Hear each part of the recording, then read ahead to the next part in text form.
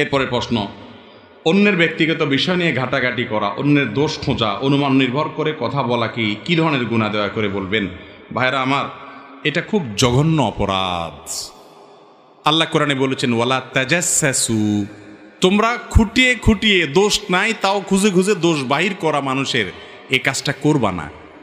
সিআইডিগিরি করে মানুষের দোষ খোঁচাখুচি করে অযথা একটা মানুষের ব্যক্তিগত জিনিস ঘাটাঘাটি করে বের করবা না।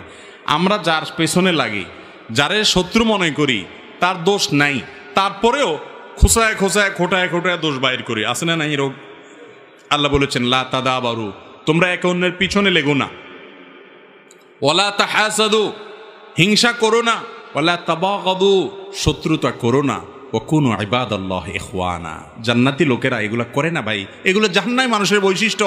আপনার আমার মধ্যে আছে, নিজেকে শাসন করেন যে আমি এই চরিত্রের মানুষ হতে পারি না, এটা ইসলাম আমাকে শিখায় না, আমি মুসলমান না, আমি নামে মুসলমান, আমার আচরণে ইমানদারের না। অতএব কারোর পেছনে লাগা যাবে না। ইসলামের নাম দিয়েও কি লাগা যাবে না? একজন মানুষ স্পষ্ট অন্যায় করেছে, তাহলে তাকে সংশোধন করতে হবে অথবা মানুষকে সাবধান করতে হবে, কিন্তু সেটা হতে হবে ইখলাসের কারণে। সেটা যদি হয় ব্যক্তিগত রেশাসির কারণে, হিংসার কারণে, তাহলে খুব ডেঞ্জারাস অপরাধ। আমাদের বেশিরভাগ, বিশেষ করে যখন ইসলামের নামে কারোর পিছে আমরা লাগি, বেশিরভাগ ক্ষেত্রেই যেটা হয় ভাইরা আমার, আমি সবার ব্যাপারে ইন্ডিভিজুয়াল বলতেছি না, আল্লাহ মাফ করুক, বেশিরভাগ ক্ষেত্রেই শয়তান আমাদের মধ্যে হিংসা তৈরি করে দেয়, তখন আমরা পিছে লাগি।